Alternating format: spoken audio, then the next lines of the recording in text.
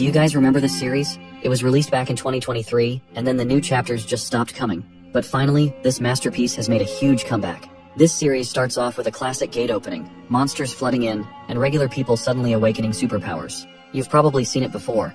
These newly awakened folks become hunters, and their job is to hunt down the monsters. Fast forward a decade after this whole gate opening mess, and we meet our protagonist, Kang Ji-hyung. The dude gets slammed by a huge block of diamond. He falls down to the ground and starts bleeding like crazy. He's convinced he's a total loser because, unlike all the bullies around him who've awakened flashy superpowers, all he's got is regeneration. Now on paper, regeneration is an S-rank ability, but for Kang, not so much. Every time he heals, it hurts like hell, and to make things worse, the bullies just keep attacking him, watching him suffer as he regenerates, and laughing at his pain. It's just brutal. Once Kang heals, there's not even a scratch left to prove he's been bullied and tortured, so the teachers and police can't do a thing about it. The fact that these bullies are S-rank awakened, they receive all kinds of special treatment from the government, so no one can raise a voice against them. Kang's pretty much stuck in a system that favors the powerful. The reason he is still enduring all this isn't because he's weak. It's because of his mother. You see, his dad died when he was just 5, and now he's grinding his way through this awakened specialization high school just to graduate, become a hunter, and support her. He's been silently suffering, thinking that with his regeneration ability, he could at least become a C-rank hunter. The pay wouldn't be much, but he was hopeful he'd be able to live a better life with his mom, somewhere peaceful, just the two of them. But that dream gets ripped apart on the day of his mother's birthday. That tragic day, he finds out she's been hospitalized after being beaten to a pulp by those same bullies. Now, she's in a vegetative state, and his world shatters in an instant. The investigators call this incident just an accident to twist the story, claiming that those awakened boys just happened to show up at his mom's restaurant. But here's what really went down. One of those jerks grabbed Kang's mom by the hand, trying to show off his diamond abilities and impress her with his flashy powers. She quickly turned away, and in the process, the bully's phone slipped out of the table and smashed on the ground. While Kang's mom was fretting about how she'd pay for the broken phone, that bastard suddenly drilled a hole right through her chest. And now they are just labeling this just as an accident as their abilities just flew into a rage. Hearing that made Kang so furious that he clenched his jaw so hard it started to bleed, and his teeth cracked from the pressure. His frustration was off the charts. He knew this wasn't a coincidence or some rage-fueled accident. This was murder, plain and simple, and in that moment, he transformed into a literal bloodthirsty, broken monster. The cake he had gotten for his mom just splattered on the ground, a heartbreaking reminder of the life he wanted to protect. The scene then shifts to the mountains near the city, where those bullies are chilling out. One of them, with brown hair, is freaking out about what happens if the woman dies. The diamond boy just shrugs it off, saying nobody cares. He jumps off the rock he's sitting on, and starts bragging about how they're young enough to be protected by the law. And since they're awakened, no one can take any legal action against them. The brown-haired guy still seems unsure, and that's when the diamond boy gets annoyed, asking if he really thinks that was his first time beating someone up. Right at that moment, our protagonist shows up, and he begins running toward the clowns. They look at him and wonder who the hell he even is. That's when Kang snaps, demanding to know why they did that to his mother. That's when the diamond boy realizes who Kang is, and starts teasing him, saying he didn't know that woman was his mom because she looked pretty young. With a flick of his finger, he drills a long diamond spear right into Kang's chest, casually bragging about how he tried to flirt with her. Kang grits his teeth and starts pulling that massive diamond spear out of his chest. His body begins to regenerate and the pain is excruciating, making his tears stream down his face. Finally, he yanks the spear free, leaving a huge hole that heals up almost instantly. The diamond boy quickly conjures up more of those diamond spears, and with another flick of his finger, sends a barrage of these sharp needles piercing Kang's body from all directions. He's pinned down to the ground, immobile and helpless, as the weight of his pain and anger bears down on him. But Kang quickly fights against the pain, pushing himself forward toward these monsters. His face is a terrifying mess, like a bloodthirsty hound determined to reach them and tear them apart. The diamond boy just laughs at Kang's miserable situation and turns to his friend Thor, telling him to show this brat that he's out of their league. Thor hesitates for a moment, clearly unsure, but eventually decides to use his ability. And as he does, a massive storm of electricity descends from the sky, shocking Kang to his core, and he crashes back down to the ground, head first. A trail of blood left behind marks his struggle as he tried to reach those bastards. They eventually start to walk past him, thinking they've won. That's when Kang, fueled by sheer rage, grabs one of the thugs by the leg and asks the bastards where he is going.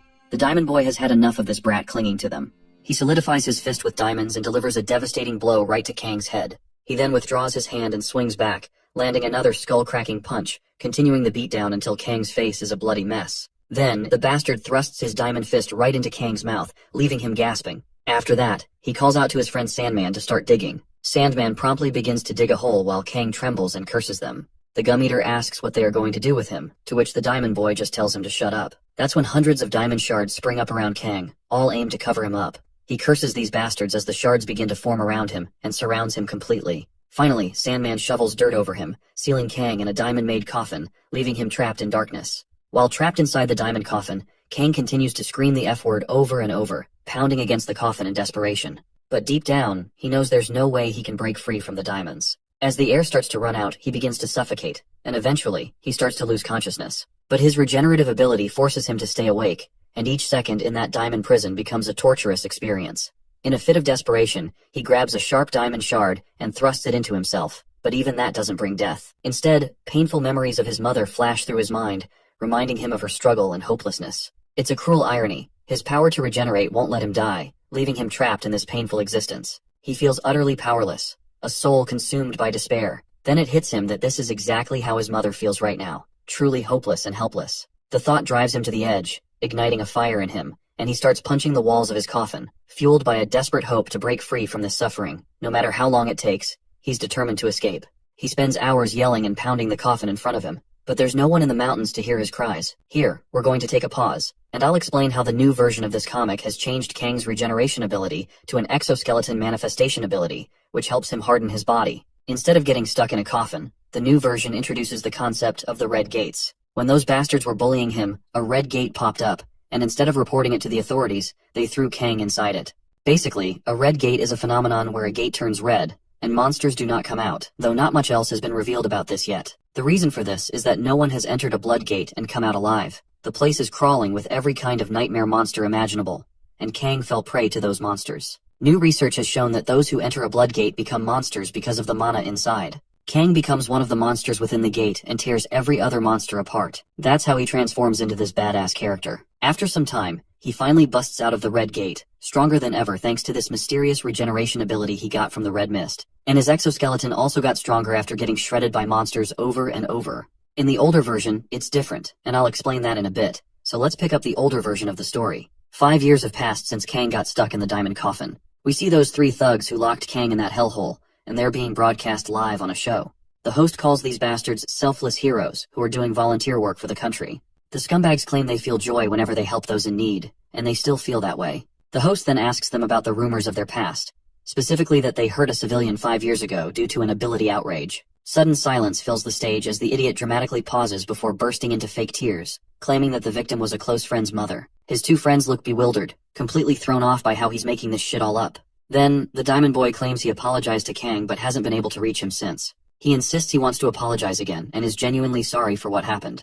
Just as he says this, the main gate of the stage is flung open, and it comes flying towards the Diamond Boy, who quickly saves himself with his diamond abilities. He feels annoyed as he glares at whoever dared to interrupt his little show. As the mysterious figure steps into the spotlight, panic erupts in the hall, with everyone running for their lives. The monstrous entity begins to walk forward, each step shaking the ground beneath them. And I'm pretty damn sure that this monster is none other than Kang, who is now staring straight at the Diamond Boy, filled with rage and a thirst for vengeance. In that moment, Kang lunges from his place, and before the Diamond Guy can even react, he sees a punch aimed right at his face, ready to give him some serious brain damage. Just as the tension reaches its peak and we're about to witness the bloodbath, the scene transitions back to the time when Kang was still trapped inside that diamond coffin.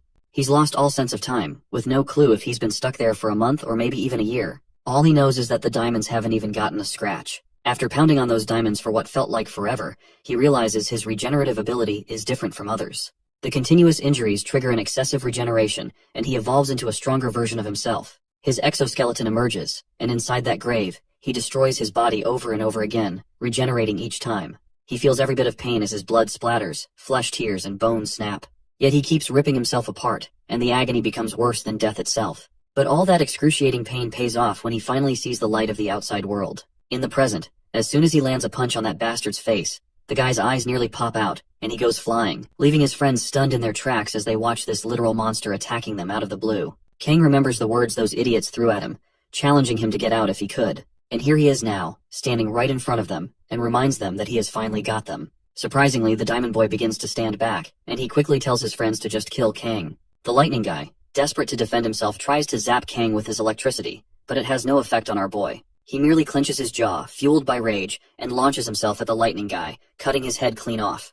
The head spins through the air, blood splattering everywhere. The Headless Guy finally collapses along with his head. The other stupid head then tries to take our boy down. He uses his sand powers to conjure up a bunch of rocks, trying to crush him. But my guy just busts right through those rocks, shaking off the rubble, and grabs this jerk by the jaw. After pinning him to the ground, he swings his fist and boom, blows his head clean off. While that's happening, the Diamond Boy sneaks up from behind and lands a crushing blow right on our boy's head. But unfortunately for this stupid head, his fist just cracks on impact. Desperate, he conjures a whole ton of diamond needles and launches them all at once towards Kang.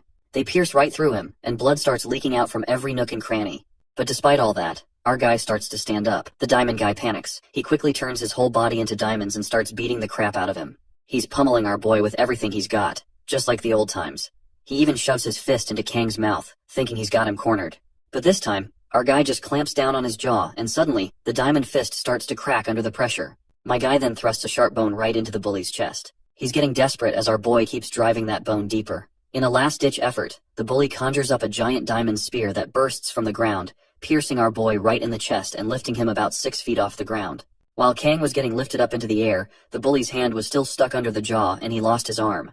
The once cocky bastard has turned into a scared puppy, and the only thing in his mind right now is to just run away as fast as possible. But sadly for him, he's not going anywhere. Kang grabs one of those same diamond needles and throws it right into the coward's body, pinning him down right there. He starts crawling on the ground, squirming and whimpering in pain as our guy walks toward him.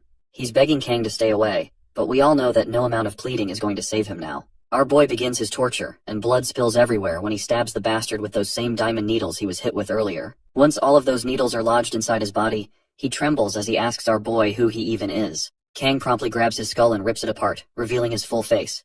And just like that, the bully's mind flashes back to the past. The realization hits him hard when he remembers that this is the same guy he used to torment. Afterwards, Kang goes full force with his revenge, pummeling the life out of this guy. He's relentless, beating him to a pulp without holding back.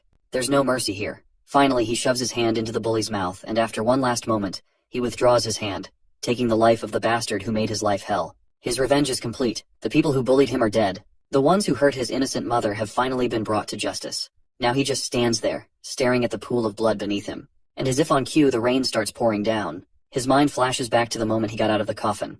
The first thing he did was rush to see his mother, who was still in a vegetative state at the hospital. In the current moment, he screams and cries as the rain pours down around him. Meanwhile, another lively day dawns in the mountains. A massive monster gate stands wide open, and it looks like someone has already taken care of all the monsters that tried to come out of it. The entire adventurer party is amazed that this lady performed so well, especially since she claims it's her first time going this deep into the gate. She just snickers and expresses her gratitude, saying thanks for looking out for them. But then, the thugs' expressions shift from friendly to creepy. They start approaching the lady, grinning sinisterly as they say they're far more grateful to be with her. As they advance toward the lone girl, she trembles in fear. One of the disgusting perverts leers at her, reminding her that no one knows what happens inside the gate, and it could take a month to get out of here. One of the muscle-bound gorillas grabs her hands, creeping closer and saying he's excited to spend that month with her. The lady cries as she hears these heartless men taking advantage of her vulnerability. But before anything can happen, the same gorilla is the first to lose his head. The others turn around to see who just beheaded their friend. Not surprisingly, it's our boy, looking nothing short of a monster. Even the adventurers think they might have left a real monster behind while clearing out the area. They start launching their attacks, but nothing hurts him. All that fire and purple energy just disperses like it's nothing. A guy with a sword lunges at our boy, but as soon as his sword hits those sturdy bones, it shatters into pieces. The man watches helplessly as his shiny sword crumbles, just before he too drops dead. The remaining clowns freak out, questioning whether monsters like this even exist in the gate. But before they can yap any more nonsense, our guy swings his hand, and they lose their heads in an instant. After cutting everyone down, he strides over to the lady, who's trembling and crying her eyes out while he looms over her like a total badass. He looks at her, head raised high, but as the tears stream down her face, she starts thanking him for saving her life. In response, he politely reciprocates the gesture by cutting her head clean off, and she dies instantly. As he stands there, reflecting on his choices, his mind flashes back to that little moment when he had killed the bully. Suddenly, a lady pops up from behind and asks him how he feels now that he's gotten his revenge. She introduces herself as Lee Yuman, the head of Korea's Hunter Association. Kang turns at the sound of her voice and asks how she even knows him. She explains that she's been watching him ever since that incident 5 years ago when his mother got messed up and he was buried underground. Without hesitation, he launches himself at her. His punch barely inches away when she suddenly says she can save his mother. He stops dead in his tracks, but the force of his swing sends debris flying. He asks him what in the hell she is talking about, and she promptly tells him that she can wake his mother up because she's the only S-rank healer around.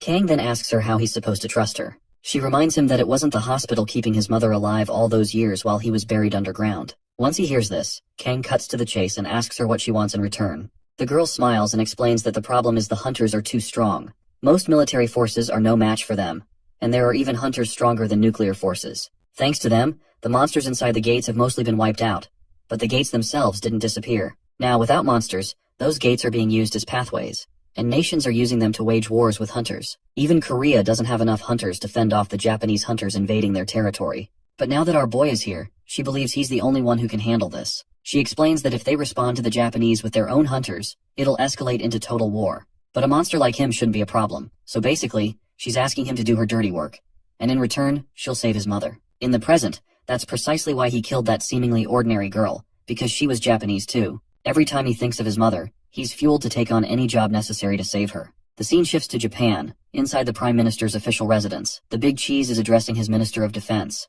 He asks if there are any strong monsters lurking inside the gates, to which the secretary replies no. Then, the old man asks if there are any strong hunters in Korea. Again, the secretary says no. And that's when the Prime Minister flips and sternly asks, why haven't their hunters taken over Korea yet? The bald guy you see before you is Prime Minister Ryuzaki Juto, and the secretary quickly apologizes, promising to fix this situation. The old man wants to know what he's going to do, and the secretary insists he'll handle the issues himself. Apparently the Minister of Defense is also actually Japan's #1 hunter, Iko Kageryu. After that tense discussion with the Prime Minister, he walks off, telling his secretary to prepare his sword right away. The lady asks if he's going to go alone, and he responds positively. She points out that this might come off as rude, but the hunters sent before were all elite, so why not take some backup? Of course, that comment definitely came off as rude, especially since the guy is actually the #1 hunter in the entire country. The lady quickly apologizes for her absurd suggestion. Once he steps through the gate, he walks through the tunnels, cursing the soldiers who died here in this third-rate gate. Suddenly, some monsters jump to attack him, but he slices them left and right while thinking how those bastards got taken down by the creatures like this. As he walks, he notices something odd up ahead, and it's our boy, sitting right on top of a pile of dead bodies belonging to Japanese hunters. The hunter feels a mix of rage and excitement to see a formidable foe. He quickly swings his sword at our boy, but my guy manages to save himself with his bones. This hunter is so full of himself that he feels disgusted at the audacity of a monster trying to block his sword. He then delivers a blow to Kang's chest, using one of his fancy skills, First Moon Slash, that sends our boy sliding across the ground from the impact. He follows up with a second Moon Slash, and his strike slices through our boy, but it's not even enough to cut through his exoskeleton. The hunter goes for a third Moon Slash, but this time, my guy ducks and swings his hand, and just as he's about to take off this bastard's head, the hunter quickly slices through his hand. As the chopped hand flies off, the hunter swings his sword once again, and we find out that his head has been chopped off as well, which just rolls down over the ground. Kang's eyes roll away, and memories of his father flash through his mind. He recalls how his dad was always busy with work but was warm and friendly, something he really appreciated. Tragically, his father passed away saving him. He pushed his son out of the way, and himself got hit by the bus. With his dad gone, their business fell apart, leaving them buried in debt. His mom worked herself to the bone to make ends meet, and whenever he asked if she was having a hard time, she'd smile and say she was okay. Every night he couldn't sleep and cried because he couldn't bear to see his mother struggling and in tears because of him. He thought she shouldn't have to suffer for someone like him. So one day he grabbed a cutter and started to slice his wrist, thinking it would set her free. Just then, his mother walked into the room. When he turned to her, tears streaming down his face, he revealed that he was awakened. At that moment, he hugged her tightly and promised that he was going to become a hunter and make her happy. At least, that's what he thought until she ended up in the hospital. He remembered Lee Yuman's words echoing in his mind. She told him how the balance of the world was broken and that many nations had already been conquered by hunters. She warned him that Japan was their biggest enemy and begged him to become their monster, to hunt down those hunters. In the present, the hunter proudly claims he's Japan's strongest hunter. He sheathes his sword and mutters to himself about how he's already wasted too much time, and decides he needs to head to Korea himself. But just then, he's shocked when Kang's skull bites down hard on his foot. He looks at the skeleton and is baffled by how this is even possible. He can tell it has some sort of regeneration ability, but he literally just cut off its head, so how is this happening? While wincing in pain, he quickly grabs his sword and slashes down at Kang's skull again. Afterwards, he uses his moon ability, and suddenly, a pentagram pattern appears right under their feet, and the hunter vanishes from his spot, moving at lightning speed.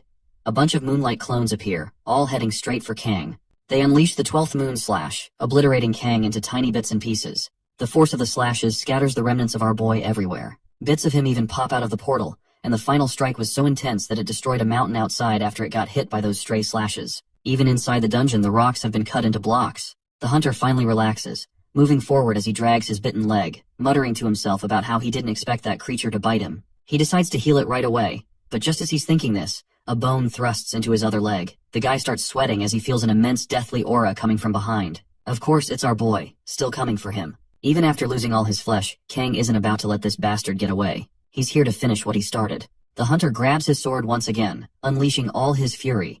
But we don't know what happens next, and the scene transitions to the outside of the portal in Japan, where the Prime Minister, along with an entire entourage of hunters, stands by the gate. And these guys aren't just any weaklings. They're the Ministry of Defense's elite hunters, all gathered here. The secretary asks if they really need this many people to handle just one gate. Baldy then reminds her that it's been 3 days since the Secretary of Defense went inside, so he is worried, wondering why he hasn't come back out yet.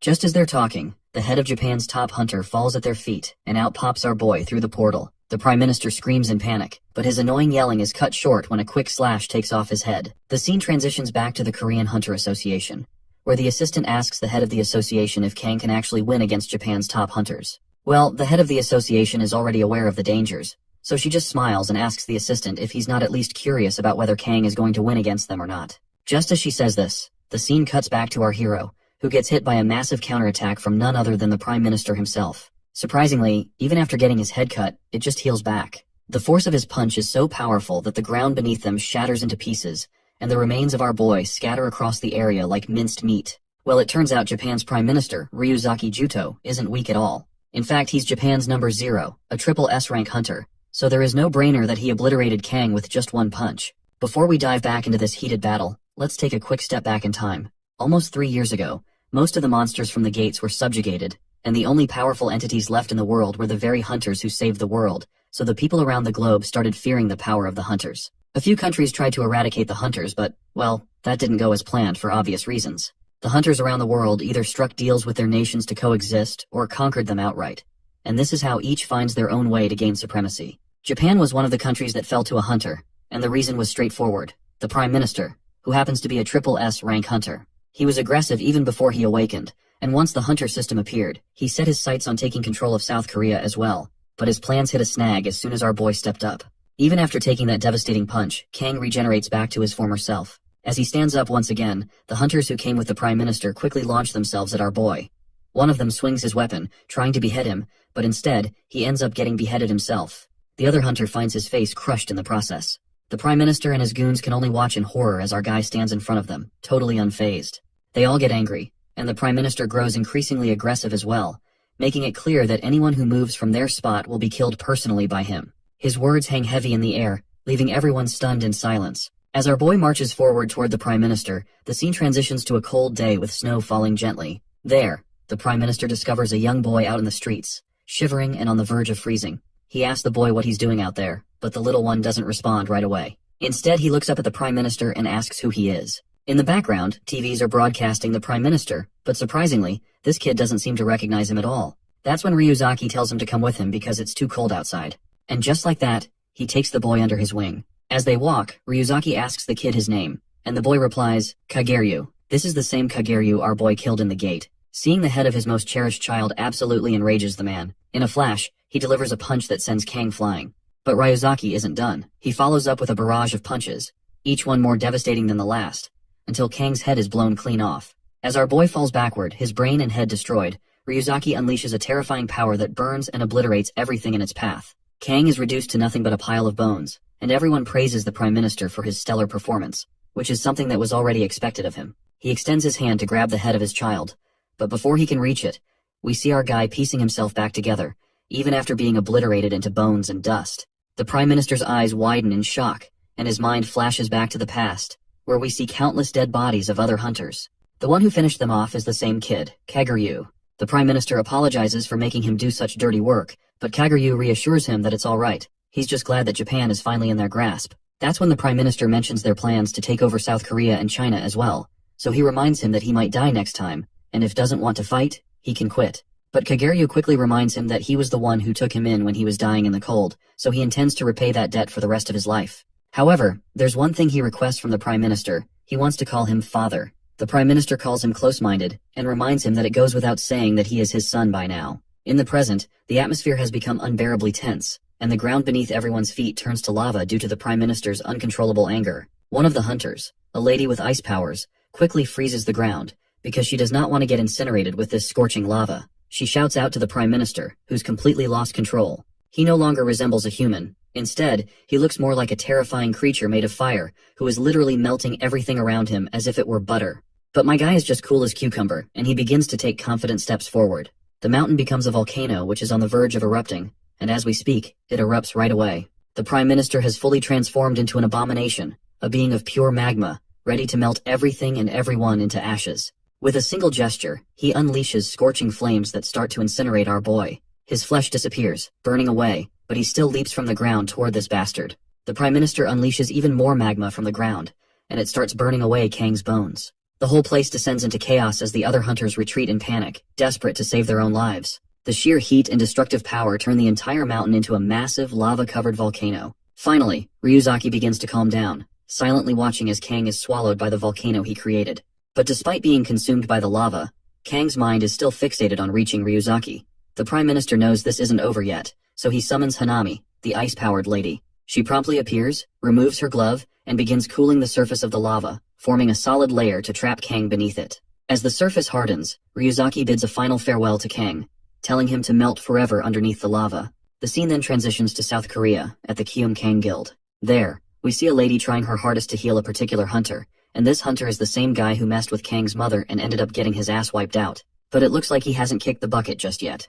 Things on the mountain have finally started to calm down, and the Prime Minister tells his hunters that only the highest ranked ones will stay, while the rest must return. Everyone agrees, and meanwhile, we see Kang's hand pushing through the solidified layer of molten lava, violently moving around. He's thinking to himself about how these fools are messing with lava like it's a big deal when, to him, it's just a tickle. You see, inside a bloodgate he experienced heat tens of thousands of times more intense. If you're not aware of these red gates, I will remind you that the creators of this comic actually changed his abilities in the new serialization of the comic. In this version, he gets stuck inside the bloodgate, where he goes through torture and stuff by the monsters in the gate. Personally, I preferred the old origin story for his powers. What do you think? Which version did you like the best? Let me know in the comments. Though even though this fire is nothing to him, still the pain is unbearable as always.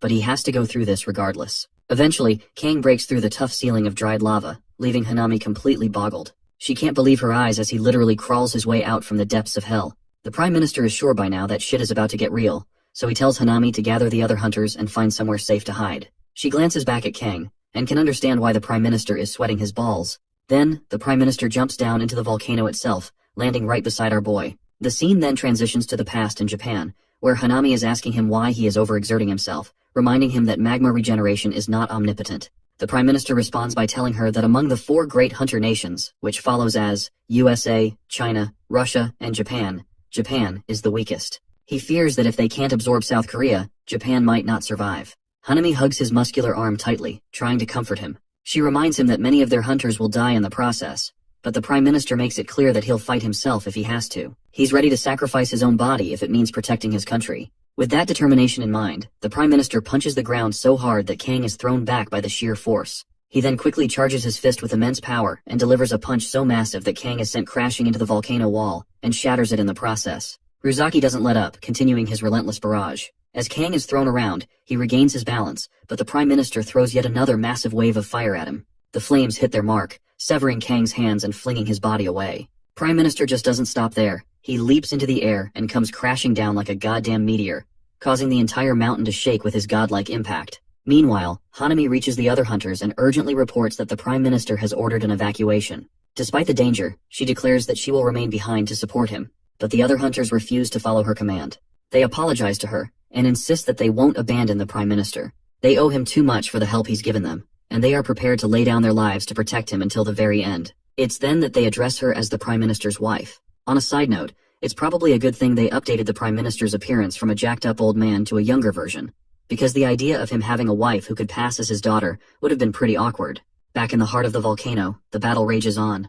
Ryuzaki is relentlessly pushing Kang deeper and deeper into the molten depths. At one point, Kang's entire body is incinerated, reduced to nothing, but, as you might expect, he begins to reform again, and soon, he's crawling his way out of the volcano once more. Kang suddenly leaps toward Hanami, which leaves the Prime Minister absolutely fuming. Kang, on the other hand, grabs her freezing hand and he immediately begins to freeze as well. But despite that, he drags her down into the volcano with him. The other hunters quickly jump into the volcano to join the fray. Ryuzaki does not waste his time either, and prepares a devastating counterattack. In the blink of an eye, he slashes off Kang's arm and pulls his wife close, trying to protect her, but Kang manages to slice off Ryuzaki's head in the process. The head begins to fall, though it remains connected to the body through Ryuzaki's magma powers. But my guy does not let this golden opportunity go. He grabs Hanami's hand, the one with the ability to freeze anything by touch, and forces her to touch her husband's head. Before we see Ryuzaki's head freezing, Kang finds himself shattered into pieces by the other hunters, his body broken, and his head falling away. The other hunters ask Hanami if she is okay, but her mind is occupied with the thoughts of her husband's well-being. She starts to tear up when she realizes that she has frozen her own husband's head before it could attach back to his body. To hit the last nail on the coffin, Kang steps on that ugly head, shattering it into pieces. A wave of despair washes over them when they realize that this monster is still alive. In the next moment, he dashes forward with incredible speed, slashing through everything in his path, leaving Haname in tears as she watches her comrades dropping down like dead flies. Now it's finally her turn to lose her head. In her final moments, her eyes begin to close, and she senses her head falling away. In that instant, memories flood back, and she gets flashbacks of the time she spent with her husband. Moments filled with joy and love. But as her head falls, those pleasant memories twist into horror, marking the loss of everything she held dear. With her consciousness fading, she reaches out to touch her own head. And at that very moment, she freezes herself entirely. A tragic end to her beautiful life shared with her husband. Limbs are scattered everywhere, and there is no one left alive except for our boy. He finally climbs out of the volcano, and decides it's time to head back to Korea. The scene then transitions to South Korea, inside the Kyum Kang Guild's Monostone storage room. There, we find Tae-soo, that same sucker we love to hate, pushing himself hard to get stronger. This lady, whom I don't know the name of, warns him not to overdo it, reminding him that he was the only one with mana left, which is why he barely survived while his friends are already pushing up daisies. Tae-soo acknowledges the harsh truth. He admits that he remembers everything clearly. More than that, he recalls how the brat he used to bully back in school days escaped the Bloodgate and killed him and his friends. It seems they've changed Tae-soo's powers too. The stones he's conjuring up, which used to be blue, now radiate red color. We then also learn that he is the guildmaster of Kyum Kang, an S-rank hunter known as Han Tae-soo. Fueled by revenge against Kang, he instructs the lady to release the seal that's been holding him back. A while later, we see her totally exhausted, panting heavily as she tries to catch her breath. But despite her fatigue, she delivers the good news that the seal has been broken, and he is now free to unleash his terrifying powers. Tae-soo commands her to assemble the members of the Kyum Kang Guild immediately. Once they gather in the assembly hall, he stands on the stage, and everyone bows their heads in respect. They express their disbelief that he had been presumed dead, but now that he's alive, they're eager to follow his every order. The head of the Kyum Kang's intelligence team, an S-rank hunter named Han Kung-chan, reports to his master that Kang has moved to the gate following the massacre in Japan. Before Kung-chan can say more, Tae-soo grows impatient and simply orders them to kill that bastard. Han acknowledges the command, swearing on their lives that the entire intelligence team will carry out the order. But just as he finishes his pledge, Tae-soo just chops off Kung-chan's head, leaving the other members stunned in their tracks. As he holds the chopped-off head of his junior, we learn that Tae-soo has already absorbed the Korea Hunter Association 3 years ago. Tae-soo then kills another guy by twisting his limbs apart, and the body explodes, showering blood everywhere. The scene transitions to the past, where a girl asks him if removing the seal is necessary since his ability is cursed. Well, we all know his answer pretty well. In the present moment, he starts killing everyone in sight, and it's one hell of a massacre. The members of the guild run for their lives, but it's all in vain. Tae-soo literally kills all 1,528 members of the guild, and absorbs their powers into himself. He's going crazy as he absorbs this overwhelming energy, while the lady just sinks into despair, asking why he has to do this. That's when Tae-soo reminds her that Kang killed the triple S rank prime minister, so he's sure that even after absorbing all these hunters, it still won't be enough to fight him. He's determined to kill Kang at all costs, and is planning to go to Russia to gain even more power. The scene then transitions to a port, where we see Lee Yuman, who promptly welcomes Kang as he steps out of the gate. Next, the scene cuts to the hospital, where Kang's mother is. We learn that Yuman has started the procedure to heal her. She uses her S-rank healing ability to restore damaged cells one by one, channeling her mana into the process. She performs this procedure every day since it consumes a lot of mana, so it's going to take some time, but she's confident that she can save his mother. Once she finishes her usual healing session and steps out of the ward, she mentions that if she keeps this up every day, his mother will wake up by next week. Yuman then plops down to the ground from extreme exhaustion, and Kang can tell that this is costing her an extraordinary amount of mana. He's curious about why she's putting her health on the line for this. She grabs his hand as she is sweating profusely, and insists that he has to survive. Right at that moment, green energy begins to shimmer as she holds his hand, but Kang quickly yanks his hand out of her grasp.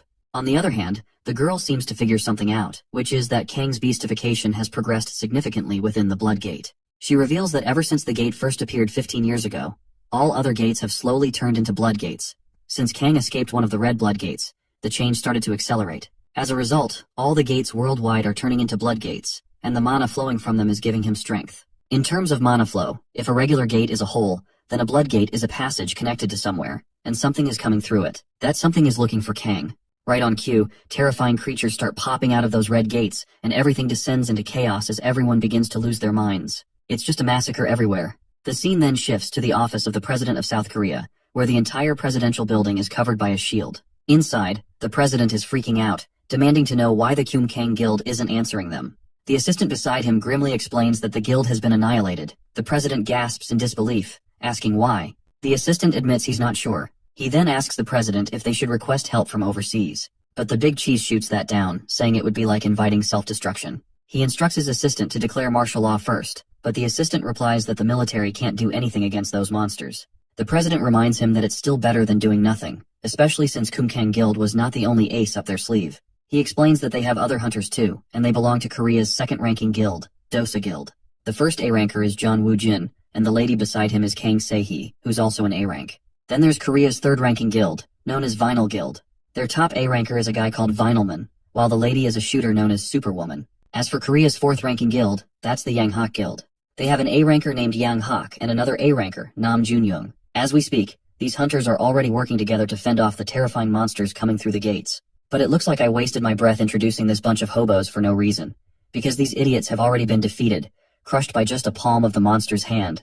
We also see our boy there, and he asks Yuman, since these monsters are appearing because of him, does that mean the deaths of these hunters are on him too? Yuman just looks at him and asks what he intends to do about it. At that moment, we spot a girl on the road, about to get crushed by a giant monster's palm just like everyone else. But, as expected, our guy literally slices that monster in half and saves the damsel in distress right away. It looks like Yuman now has her answer to the question she asked him about what he intends to do. Kang then reveals that when he died inside the Bloodgate, the gate's mana tried to turn him into a monster. He barely endured it and ended up with an abnormal regeneration ability, or so he thought. It turns out he did not get any regeneration abilities, but the mana just won't let him die until he becomes a complete monster himself. He clenches his jaw in frustration as he recalls how he's finally trying to live a peaceful life after taking care of his mother.